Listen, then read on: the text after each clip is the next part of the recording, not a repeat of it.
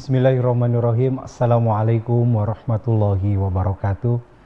Alhamdulillahirabbil alamin. Alhamdulillahilladzi anzalas sakinata fi qulubil mu'minin liyazdadu imanan ma imanihim. Asyhadu an la ilaha illallah wahdahu la syarikalah wa asyhadu anna Muhammadan abduhu wa rasuluh alladzi la nabiyya wa la rasula ba'da amma ba'd.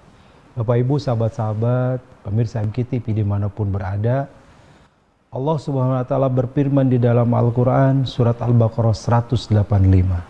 Syahrul Ramadan alladzi unzila fihil Qur'an hudan linnasi wa bayyinatin minal huda wal furqan. Al-ayah. Bulan Ramadan adalah bulan di mana diturunkannya Al-Qur'an yang menjadi petunjuk, yang menjadi penerang, yang menjadi pembeda antara hak dan batil.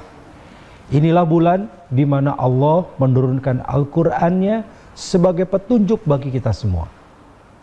Apalah jadinya hidup kita tanpa cahaya, tanpa tuntunan, tanpa petunjuk Al-Qur'an dalam hidup ini. Apa sih Al-Qur'an ini? Para ulama memberikan definisi, salah satunya Syekh Mana'al Qattan dalam kitab Mabahis fi Ulumil Qur'an, beliau mengatakan Al-Qur'an huwa kalamullah mu'jiz. Nunzilat ila Muhammad sallallahu alaihi wasallam biwasitatil Jibril alaihi salam yatabadu bitilawati yuftatahu bis suratil Fatihah wa yakhtatimu bis suratin Nas. Al-Qur'an adalah kalamullah, firman Allah yang mukjiz, berisikan dengan kemujizatan. Al-Qur'an itu mukjizat bagi Rasulullah, satu kemujizatan yang tidak ada bandingannya. Karena Al-Quran diturunkan kepada Rasulullah menjadi satu-satunya kitab yang murni keasliannya dijaga oleh Allah sampai akhir zaman. Inilah kalamullah al-mu'jiz.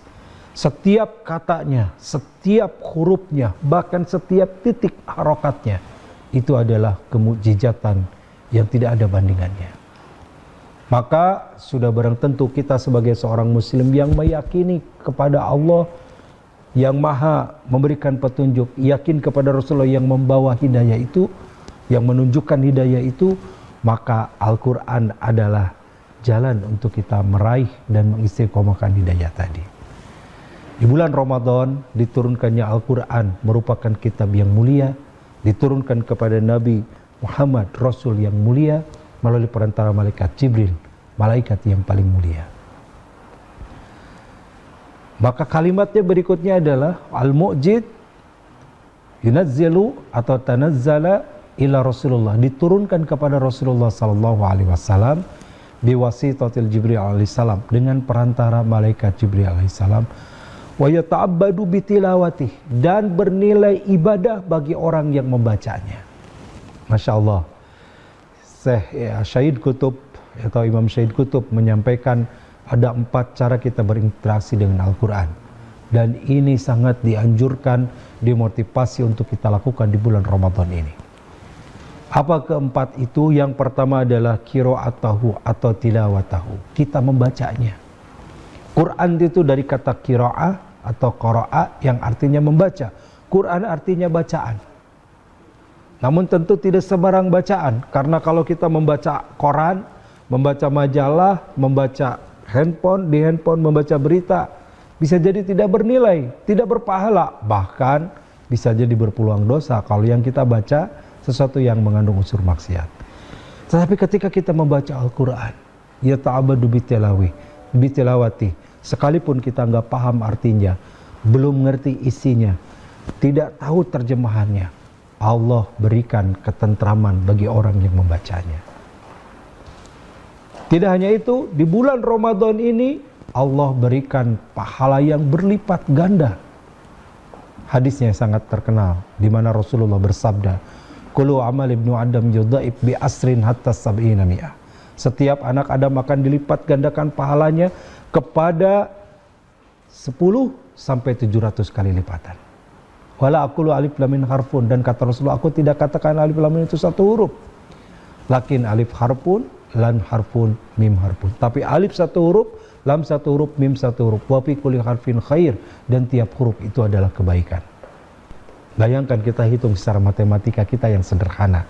3 huruf baca alif lam mim, dikali 10 sudah 30, kali 700 sudah 21.000 kebaikan kita peroleh dengan membaca hanya 1 ayat alif lam mim. Belum dzalikal kitabul la raiba fihi, dan seterusnya. Setiap ayat dilipat gandakan, hurufnya dilipat gandakan pahalanya dan kebaikan.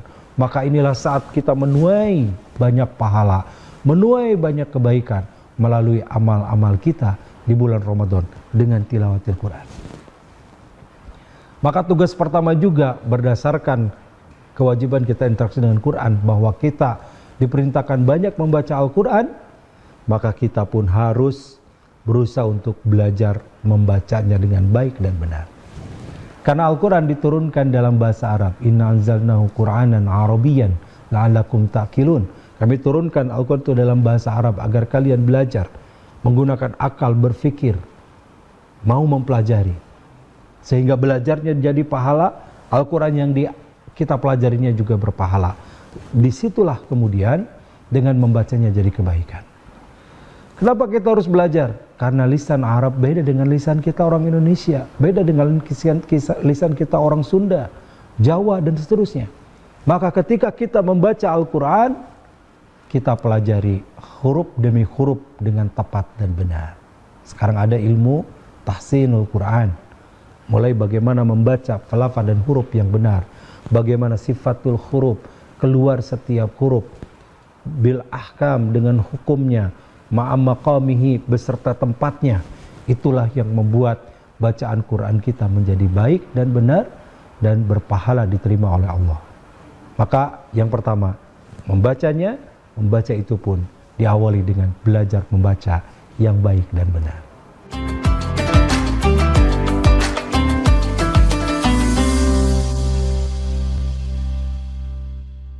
Sahabat MKTV dimanapun berada, satu kata Imam Sayyid Qutb, kita diperintahkan untuk membacanya. Ayo kita perbanyak baca Quran di Ramadan ini, karena setiap huruf dilipat gandakan, setiap huruf jadi kebaikan, maka berarti kita memperoleh pahala yang besar. Bukankah kalau ada promo, ada diskon besar-besaran, atau ada hadiah bonus yang banyak, kita akan mengejarnya. Maka ini adalah bonus pahala kita di bulan Ramadan dengan setiap huruf jadi kebaikan. 2, dengan membaca Al-Quran ini membuat kita menjadi orang-orang yang mendapatkan syafaat dari Allah. Iqra'ul Quran fa innahu syafi'an li ashabi. Al-Quran akan memberikan syafaat bagi para pembacanya. Maka interaksi kita yang kedua setelah kita membacanya, kita menghafalnya. Tahfidhuhu, menghafalkannya. Kenapa harus dihafal? Karena Al-Quran itu kata-katanya kalimat yang istimewa. Dan salah satu penunjang kehusyuan kita dalam sholat ketika kita hafal yang kita baca. Ketika kita hafal membacanya, maka kita membaca tidak hanya surat-surat itu saja. Mohon maaf, ada yang sholat dan ngimamin hanya qul ya ayyuhal kafirun dan qul huwallahu ahad saja. Qul hu dan qul ya. Pertama qul hu, kedua qul ya, pertama qul ya, kedua qul hu, itu saja. Tidak nambah dan tidak lebih baik. Padahal setiap huruf jadi kebaikan. Kalau ayat itu kita hafal, kita tidak perlu repot cari mushaf. Kalau ayat itu kita hafal, maka ketika kita sholat, bisa lebih banyak ayat yang kita baca karena kita lebih banyak hafal dan tentu lebih banyak menunjang kepada kehusuan. Kalau setiap huruf jadi kebaikan ketika kita baca, maka tentu juga ketika kita baca dalam sholat. Sholat tarawih misalkan, sholat tahajud yang kita sendiri, kita banyak yang kita baca sambil memoroja hafalan kita, maka itu memiliki keutamaan. Rasulullah SAW juga bersabda kepada orang-orang yang penghafal Quran, Iqra sumarfa, bacalah sumarfa, kemudian naiklah. Baca Iqra sumarfa, kama qara'ta fid dunya. Jadi bacalah, lalu hafalkan dan naiklah sebagaimana engkau baca ketika di dunia. Jadi makin banyak hafalannya, makin memiliki kedudukan yang lebih tinggi di hadapan Allah nanti di akhirat. Sahabat MKTV dimanapun berada, yang ketiga adalah kita diperintahkan untuk senantiasa mempelajarinya dan mentadaburinya. Mempelajari Al-Quran adalah kewajiban kita sepanjang hayat. Tidak cukup kita dengan membacanya, apalagi kita yang luar Arab, tentu kita harus belajar bahasa Al-Quran, bahasa Arab sebagai bahasa Al-Quran. Kita juga mempelajari terjemahannya, karena bahasa Arab beda dengan bahasa kita. Ditranslate, diterjemah ke dalam bahasa kita. Tidak sampai di situ, tentu kita pelajari isinya. Maka Al-Quran mengajarkan ada asbabun nuzul, bagaimana sebab-sebab turun ayat. Ada hikmatut tasyri, bagaimana hikmah ada pengsyariat dan dari beberapa ayat yang terkait hukum. Ada juga terkait sejarah. Ada juga ayat-ayat yang mutasyabih, yang masih samar, yang perlu kita pahami berdasarkan para ulama yang memahami bagaimana bahasa Al-Quran, berdasarkan tafsiran yang ditafsirkan oleh para mufassir, sehingga kita paham Al-Quran itu, kita bisa terapkan dalam kehidupan kita, karena kita mempelajari isinya. Maka jangan pernah berhenti kita belajar. Selain kita pelajari isinya, memahami maknanya, kita membaca tafsirnya. Alhamdulillah zaman sekarang dimudahkan oleh Allah. Ada dalam bentuk e-book, ada dalam bentuk tafsir yang sudah diterjemah, ada dalam bentuk online pun bisa kita dapatkan. Betapa kita dipermudah, tinggal mau atau tidak kita belajar. Nah, selain mempelajari, mendalami adalah mentadaburnya. Artinya kita renungkan, kita pahami ayat itu. Terkadang kita sudah dengar satu ayat mungkin dari kecil baru orang ulang. Tapi kenapa kita baru paham ayat itu sekarang? Karena pada saat kita mendengar, kita tidak sampai kepada merenungkan atau mentadaburi ayat tersebut. Hebatnya ayat Quran, makin ditadaburi, makin dalam, makin masuk ke dalam hati kita, makin membuat kita menjadi orang yang lebih lembut hatinya. Tapi makin jauh dari Al-Quran, hati kita jauh dari Al-Quran, kita jarang membaca Al-Quran, maka kita akan makin jauh dari Allah. Karena bagaimana mungkin kita ingin selamat sementara kita jauh dari petunjuk tersebut. Bapak Ibu sahabat MKTP, tadaburilah Al-Quran. Afala yatadabbaruna Al-Quran am ala qulubin aqfaluha. Apakah kalian tidak mentadaburi Al-Quran atau hati kalian sudah tertutup? Di dalam Al-Quran surat Muhammad disampaikan demikian. Artinya kita harus terus membuka hati, membuka diri, mempelajari keagungan Allah, kebesaran Allah lewat Al-Quran ini, dan itulah yang akan menjadi pedoman petunjuk hidup kita. Seperempat dari isi Quran berbicara tentang masa lalu, berbicara tentang para nabi terdahulu, berbicara tentang kaum dulu yang dibinasakan. Itu semua adalah pelajaran. Ketika kita renungkan dan ditempel dalam kehidupan kita, seperti apa Al-Quran itu berbicara, akan membuat kita bisa memahami isi Quran itu dan bisa kita terapkan dalam hidup ini. Bapak Ibu sahabat-sahabat sekalian, terpenting juga interaksi dengan Al-Quran adalah kita mengaitkan perenungan ini dengan apa yang kita saksikan. Ketika Al-Quran misalkan bicara tentang alam, maka kita bisa melihat indahnya alam ini sebagai bukti kebesaran Allah, sebagai bukti kebenaran Al-Quran, bahwa Quran tidak bicara sekadar kalimat-kalimat firman Allah, tapi juga bisa dibuktikan dengan alam yang bisa kita saksikan secara hal, secara nyata. Demikian pula yang lain, bicara tentang manusia, ada anatomi tubuh manusia yang sangat lengkap dan sempurna. Itu bisa kita kaji dan pahami, menunjukkan juga kebesaran Allah yang menciptakan kita. Dan segala bentuk lain yang Al-Quran bicarakan, Al-Quran jelaskan, Al-Quran tafsirkan, lama lambat laun dengan teknologi, dengan pengetahuan, kita pun bisa membuktikan kebenarannya. Maka terus renungkan isi Al-Quran, pahami dan tadaburi. Untuk apa? Agar sampai kepada keimanan kita, keyakinan kita kepada Allah yang memberikan kepada kita karunia dan hidayah. Makin lama, makin yakin dengan kebenaran tersebut.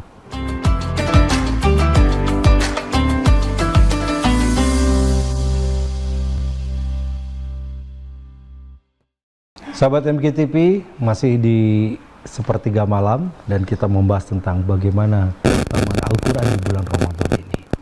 Setelah kita tahu kewajiban kita Quran untuk senantiasa qiraatahu aw tilawatahu, membacanya, kemudian tahfidzahu, kita menghafalkannya, berikutnya adalah kita memahami artinya, bertadarus artinya memahami, mengkaji, mendalami isi dari Al-Quran, atau juga bertadabur merenungkannya. Maka tuntutan kepada kita dengan Al-Quran adalah al-amalu bihi. Kita diperintahkan untuk mengamalkannya. Tentu belum bisa semua, mungkin saja dari Al-Quran itu kita bisa amalkan, tapi apa yang dekat, yang bisa kita amalkan, segeralah kita amalkan. Jangan sampai kita termasuk kepada orang yang lalai. Kita membaca, kita memahami, tapi kita tidak mengamalkannya. Sedikit kita pahami, lalu bisa kita amalkan, itu lebih baik daripada kita membaca banyak, memahami banyak, tapi kita tidak mengamalkannya sama sekali. Dan tidak sulit. Wah, berat ngamalin Quran, harus jadi kiai dulu, harus jadi ustadz dulu, ajengan dulu. Enggak, semua kita dituntut untuk bisa mengamalkan Quran dari hal yang kecil, dari hal yang terdekat yang bisa kita lakukan. Ketika Al-Quran misalkan memerintahkan kita menutup aurat, maka para akhwat, para wanita, ibu-ibu, tutuplah auratnya dengan baik, tutuplah dengan sempurna, pakailah jilbab yang lengkap. Oh, tapi dicemooh, dianggap ninja itu adalah tantangan. Niat kita mengamalkan Quran, maka Allah akan tolong dari setiap kejadian. Ada seorang yang mau kerja, lalu kemudian tidak diterima karena dia memakai jilbab, ditolak, padahal itu sudah disiapkan sebelumnya dan mau bekerja di sana, ditolak. Tapi karena dia istiqomah, daripada saya harus buka jilbab, membuka aurat, lebih baik saya tidak bekerja. Takdirnya 1-2 bulan kemudian bekerja di tempat yang jauh lebih baik, secara finansial jauh lebih besar, lingkungannya lebih baik. Itulah bagaimana kalau seorang berpegang kepada syariat Al-Quran, maka dia akan selamat dalam hidupnya. Amalkanlah apa yang bisa kita amalkan dari isi Al-Quran, walaupun mungkin tidak bisa semuanya. Amalkanlah mulai dari hal yang kecil, mulai dari hal yang sederhana, mulai dari hal yang itu tidak memberatkan kita, sampai kepada hal-hal yang itu wajib tidak boleh kita tinggalkan. Perintah sholat tidak boleh kita tinggalkan, maka kita jaga sholat ini jangan sampai lepas sebagai bentuk implementasi kita mengamalkan Quran. Bersedekah kita lakukan, baik itu dalam bentuk zakat, dalam bentuk infak, sedekah kita keluarkan. Kenapa? Ini bentuk amal soleh kita, ini bentuk yang menjaga kita, amal kita agar senantiasa jadi baik. Ini bentuk bagaimana kita mengimplementasikan Al-Quran dalam kehidupan kita. Apalagi terkait ibadah, kita lakukan sesuai tuntunan Allah dan Rasulnya. Termasuk juga urusan muamalah, bagaimana kehidupan kita sehari-hari, kehidupan dalam bertetangga, kehidupan di dalam bermasyarakat, kehidupan dalam keseharian kita. Maka orang yang memegang teguh Al-Quran, dia akan diberikan petunjuk. Allah berfirman dalam Quran, wa'tasimu bihablillahi jami'an wala tafarraqu. Berpegang teguhlah kalian kepada tali Allah, artinya kepada keistiqomahan dengan Al-Quran sebagai pedoman. Berpegang teguh pada hablullah, dan janganlah kalian bercerai-berai. Orang yang kemudian sudah merasa pintar, merasa hebat, lalu meremehkan dan mengecilkan yang lain, maka dia dianggap orang yang merugikan dirinya, kalaupun juga merugikan orang lain. Orang yang dia asal-asalan untuk mempelajari Quran, tidak punya kesungguhan untuk mengamalkan, maka Al-Quran, bahkan ada orang yang Al-Qurannya sendiri dia beli tiap tahun, dia beli yang baru tapi dia tidak pernah baca. Maka di sini orang Al-Quran, kal himar yahmiluna asfara, dia seperti seekor keledai yang menunggang kertas-kertas atau yang menunggang buku-buku yang kosong. Gak ada artinya Al-Quran bagi kita. Tapi kalau kita dalami, kita fahami, bahkan kita bisa mempraktekkan dalam kehidupan kita, maka itulah satu keistimewaan yang kita dapatkan dengan Al-Quran ini. Sahabat MKTV dimanapun berada, sebagai kesimpulan, aliran pahala kita dapatkan ya dengan kita membacanya, kemudian duduk kita juga mempelajari Al-Quran, dapat juga kebaikan. Lalu kemudian kita juga menghafalnya. Tentu menghafal itu pasti ada baca berulang-ulang, karena tidak sekali baca langsung hafal. Maka pengulangan itu juga adalah tambahan pahala, dan kita mengamalkannya semampu kita. Allah tidak memberatkan kalau kita tidak mampu, tetapi kalau kita mestinya mampu lalu kita tidak melakukan, maka itu jadi dosa kita. La yukallifullahu nafsan illa wus'aha. Allah yang Maha tahu. Allah tidak membebani seseorang, satu jiwa kecuali Allah tahu dia akan sanggup memikulnya. Maka Al-Quran ini dibebankan bagi kita manusia sebagai khalifah di muka bumi, sebagai pemimpin di muka bumi ini. Mari kita benar-benar menjadikan sebagai pedoman hidup kita dan dijadikan sebagai panduan dalam langkah kehidupan kita, maka kita akan selamat. Bapak Ibu sahabat-sahabat sekalian, selamat menjalani hari-hari di Ramadan ini dengan memperbanyak interaksi dengan Al-Quran. Semoga kita menjadi orang yang mulia dengan Al-Quran. Allahumma salli wa sallim wa barik ala Muhammadin wa ala alihi wa sahbihi ajmain. Allahumma arhamna bil Quran waj'alhu lana imama wa nura wa huda. Allahumma ja'al Qur'ana hujjatan lana la hujjatan alaina. Allahumma nawwir qulubana bil Qur'an wa nawwir kuburana bil Qur'an wa nawwir akhiratana bil Qur'an. Ya Allah, hanya kepada Engkau lah kami memohon. Rahmati kami dengan Al-Qur'an, cahayai hati kami dengan Al-Qur'an. Jangan jauhkan kami dari Al-Qur'an ya Allah. Jadikan Al-Qur'an cahaya dalam hidup kami, cahaya kelak dalam kubur kami, cahaya saat penghisaban nanti sampai akhirat ya Rabbana. Wah ya Allah, hanya kepada Engkau lah kami memohon. Mudahkan segala urusan kami, istiqomahkan kami di jalan-Mu, kabulkan doa dan permohonan kami. Allahumma Rabbana taqabbal minna, innaka antas sami'ul alim, wa tub alaina innaka antat tawwabur rahim. Rabbana atina fid dunya hasanah, wa fil akhirati hasanah, wa qina adzaban nar. Subhan rabbika rabbil izzati amma yasifun, wassalamun alal mursalin, walhamdulillahi rabbil alamin.